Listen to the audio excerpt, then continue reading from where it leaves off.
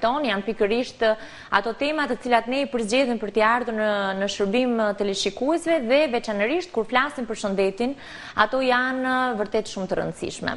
Do të flasim pikërisht për një fushatë depistuese e cila fillon pikërisht sot me 20 shkurt pra dhe vazhdon deri më datë 5 mars dhe si qëllim është pikërisht ekzaminimi i sëmundjeve të aparatit tretës.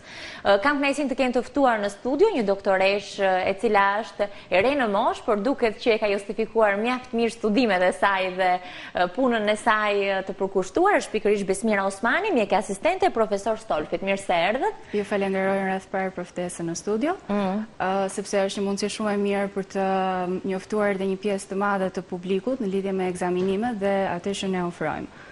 Aktualisht jemi duke bërë një fushatë depistuese për ekzaminimin e sëmundshmërive të aparatit tretës. Është një fushatë që ofrohet falas pranë klinikës tonë. Mund të ftohen të gjithë pacientët, kryesisht bëhet për një moshë zakonisht mbi 40 vjeç, por duke marrë parasysh që janë sëmundshmëri që po kapi mosha gjithmonë më të reja, atëherë kjo skemë ose kjo limit moshe sapo vjen dhe po ulet dhe janë të ftuar. Të gjitha ata persona jo vetëm që kanë probleme, por dhe ata që nuk kanë që të vinë pranë klinikës tonë dhe të bëjnë të mundur një ekzaminim të tillë. Përmendët pikërisht moshat e reja, të cilat duket sikur është shtuar numri dhe kjo sëmundshmëri po prek nuk po njeh moshë dhe ky është një nga qëllimet e kësaj fushate depistuese për ta kapur në kohë problemin apo pse jo vlen kjo në një farë mënyrë edhe për një lloj studimi që bën vetvetiu mjekësia apo. Atëherë është shumë e rëndësishme dhe parimi i klinikës tonë është fillimisht kapja në kohë dhe si parim kemi pasur gjithmonë më mirë parandalimin se sa kurimin e sëmundjeve. Kapja në kohë dhe në një stad shumë të hershëm të sëmundjes na ndihmon shumë jo vetëm në ekzaminimin e saktë të saj, por edhe në ndjekjen e pacientëve dhe arritjen e një rezultati më të mirë, duke i ofruar pacientëve siguri dhe pse jo një shërim të plotë. Sidomos edhe në rastin e atyre sëmundjeve që sjellin komplikacione të mëvonshme. Po. Mirë, sigurisht që sëmundshmëria në aparatin tretës nuk është vetëm një, janë disa lloj sëmundjesh apo jo. Atëherë ka sëmundje të ndryshme nga ato që ndoshta janë më pak problematike deri tek ato më problematike të cilat sjellin edhe humbjen e jetës. Nga patologjitë që sjellin humbjet e jetës, për fat keq janë kryesisht sëmundjet malinje dhe pikërisht për të shmangur shfaqjen e këtyre sëmundjeve është bërë dhe ky depistim falas, është një ekzaminim i gjakut okult në fesha, pra gjaku që nuk është i dukshëm me sy të lirë. Mund të vjen dhe ta bëjnë të gjithë ata pacientë, jo vetëm ata që shfaqin simptoma, por edhe pacientët të cilët nuk i shfaqin këto simptoma, sepse një kapje në një kohë kaq të shpejtë do ndihmojë shumë mirë në ekzaminimin dhe në ndjekjen e mëtejshme dhe pse jo kurimin përfundimtar. Kështu që nëse flasim për këtë ekzaminim, është një ekzaminim i cili nuk zgjat shumë në kohë, ka lehtësira, është i vështirë, është problematik, ndoshta për të mos i trembur edhe teleshikuesit. Është një ekzaminim shumë i thjeshtë, zgjat shumë pak. Kryhet shumë thjesht, por ka një vlerë të pazvendësueshme. Nuk bëhet thjesht vetëm për ekzaminimin e sëmundjeve malinje, por edhe në rastet testet dalin pozitive, kjo mund të vi si pasojë një grupi shumë të madh sëmundshmërisë, siç mund të jenë sëmundje inflamatore të traktit gastrointestinal, mund të jenë ulçerat, mund të jenë morbus Crohn, mund të jetë një hipertensioni venës porta, teleangiektazit, me pak fjalë janë shumë sëmundje që mund të japin pozitiv këtë si test. Megjithatë, diagnostikimin dhe kurimin në kohë ose një diagnozë më saktë diferenciale e këtyre sëmundjeve do ndihmonte shumë në këto raste. Po.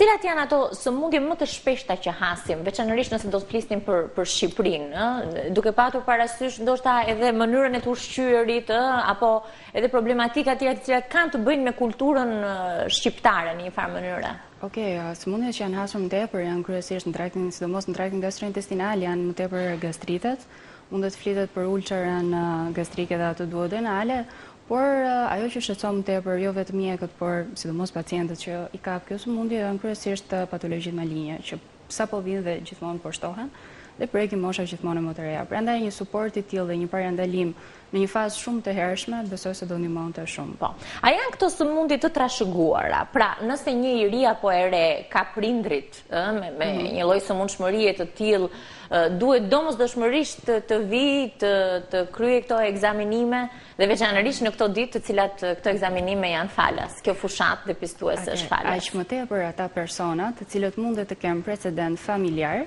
janë të ftuar që të vinë të bëjnë një ekzaminim, sepse kanë gjithmonë një mundësi më të lartë për të shfaqur këtë sëmundje. Dhe ekzaminimi në kohë, i cili ndiqet më pas nga mjekët tanë, ndihmon shumë në zbulimin e këtyre patologjive dhe kurimin e duhur. Zakonisht, në momentin që ky lloj ekzaminimi mundet të ndiqet falas, pacienti ndiqet më pas nga klinika jonë, në rast se dëshiron gjithmonë, nga mjeku profesor i cili ne asistojmë këtu në Shqipëri, doktor profesor Vito Maria Stolfi, që është kirurg i përgjithshëm, dhe nëpërmjet fillimisht bëhet një ekzaminim, më pas mundet të vazhdohet në rast të shfaqjen e problemeve me ekzaminimet endoskopike, ku profesori është kryesisht i specializuar, siç janë ezofago-gastroduodenoskopia dhe kolonoskopia, që janë ekzaminime shumë të sakta për vendosjen dhe bërjen e diagnozave diferenciale. Ne kemi marrë një intervistë profesor Stolfi, do ta ndjekim intervistën dhe të shikojmë se si shikon në fakt ai, cili është këndvështrimi i tij për këtë fushat, por edhe për punën që realizohet në këtë klinikë. Takojmë pas pak.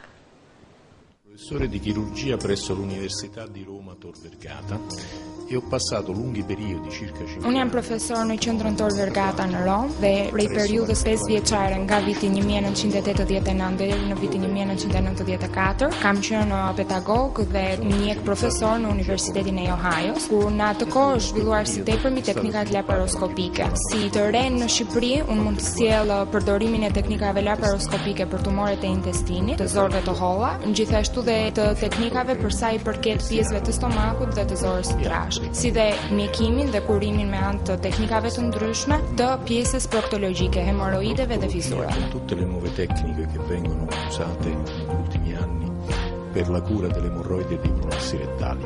Kush janë ekzaminimet që ju kryeni këto? Nella clinica italiane in questo momento gli esami diagnostici per quanto riguarda la mia specialità. Në klinikën italiane, për sa i përket specialitetit tim, kryet vizita, kryet rektoskopia, më thënë studimi dhe përshkimi i zorës së trash, fibro dhe gastroskopia, të cilat janë teknika diagnostike endoskopike dhe normalisht të gjitha pjesët e biopsisë të marra në aparatin tretës. Për sa u përket teknikave diagnostike endoskopike, si fibroskopia dhe kolonoskopia, këto mund të kryhen me anë të një sedatimi të përgjithshëm të pacientit, duke përdorur një qetësues, për t'i dhënë atij një qetësi dhe një pjesë disi gjumi, por jo me anestezi të përgjithshme, në mënyrë që pacienti të jetë sa më komfort ndaj teknikës. Kush janë rastet më të shpeshta për kirurgjinë e përgjithshme, duke qenë se jetojmë një kohë që ka jashtëzakonisht shumë komplikacione me këto probleme?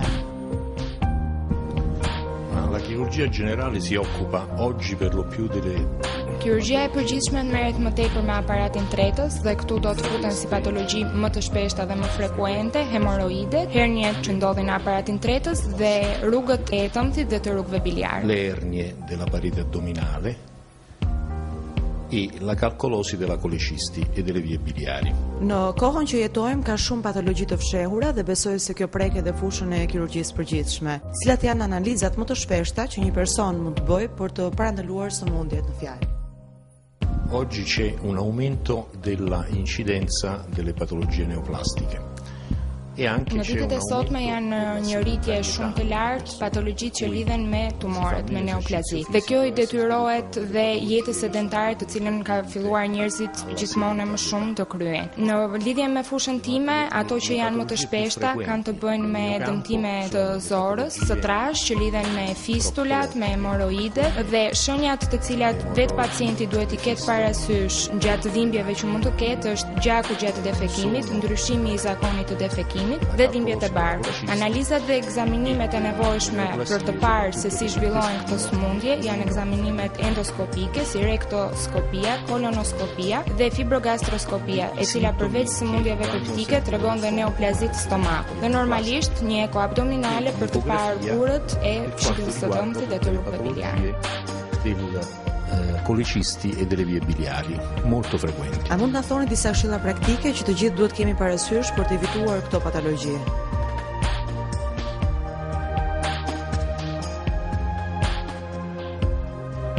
I metodi per cercare di evitare il più possibile delle patologie invalidanti sono molto semplici. Metoda për të patur një jetë sa më të shëndetshme kanë të bëjnë mbi të gjitha me kryen e aktivitetit fizik, e cila përfshin sportin dhe një jetë tjetër të shëndetshme, përfshin konsumimin sa më të lartë të lëngjeve dhe të ujit dhe përdorimin e një diete me sa më shumë fibra dhe me sa më pak kalori të dëmshme. Ajo që unë këshilloj përveç të tjerash ka të bëjë edhe me shmangjen e pirjes të duhanit, sepse çdo person i cili konsumon duhan ka 22 vjet jetë më pak se një person që nuk konsumon. Është shumë e rëndësishme në punën time mbi të gjitha dhe dieta, jo me yndyrna dhe jo me kalori të dëmshme, me sa më shumë perime dhe fruta. Gjithashtu duhet të theksojmë dhe kryerjen e ekzaminimeve në momentin që vetë pacienti ndjen shqetësime, si dhimbja të barkut, gjak gjatë defekimit ose ndryshime të zakonit të defekimit. Pacienti nuk duhet të presë që këto shqetësime të bëhen të jenë për një kohë afatgjatë, po duhen kryer që në momentin e parë, sepse në këtë mënyrë shmangen komplikacionet. Për shembull, në rastet e një hernie inguinale, e cila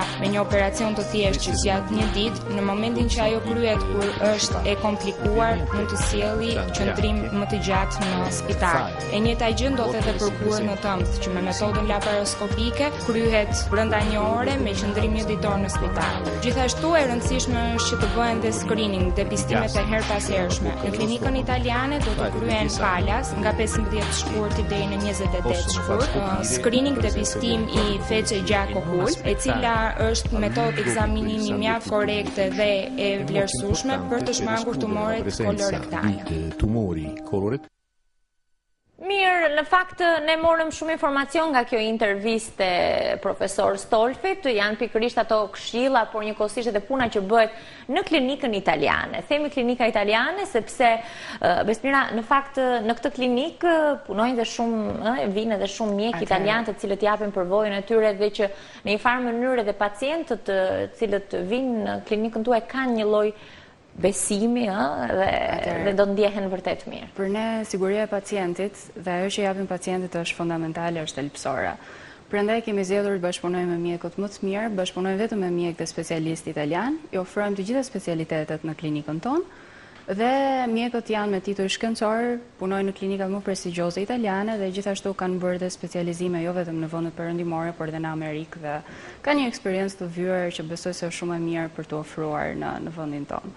Ky ardhur në ndihmë dhe pacientëve. Po, besoj se në një farë mënyre mjekësia italiane dhe tashmë shqiptare duket sikur po ecin krahas, edhe kam përshtypjen që edhe mjekët e rinj shqiptar dëshirojnë të kenë më shumë horizonte, ashtu sikur se jeni edhe ju Besmira, për të parë për te, mos mbetesh vetëm me studimin apo me atë çka të jep ndoshta puna e përditshme, por edhe këto eksperjenca ju vlen. Patjetër, janë eksperienca të vjera që ofrohen nga mjek specialist dhe mjek me eksperiencë shumë të madhe në fushën e mjekësisë, kështu që është gjithmonë mirë të bashkëpunosh dhe ta kesh të mundësi. Për mua është në fakt shumë i mirë. Mirë, unë besoj se në një farë mënyrë nëpërmjet bisedës sonë i bëm edhe thirrje teleshikuesve për të fushat depistuese e cila fillon sot. Mund të shkojnë të gjithë pranë klinikës italiane? Patjetër, mundet të vinë që të gjithë, ekzaminimi kryhet falas për të gjithë pacientët që mundet të shfaqin probleme ose jo. Pse jo, të dirë se çfarë ndodhet me trupin tënd është gjithmonë mirë. Kështu që për mua besoj se është shumë e rëndësishme që secili mundet të vijë dhe ta provoj. Edhe kur kjo është falas, është edhe më mirë.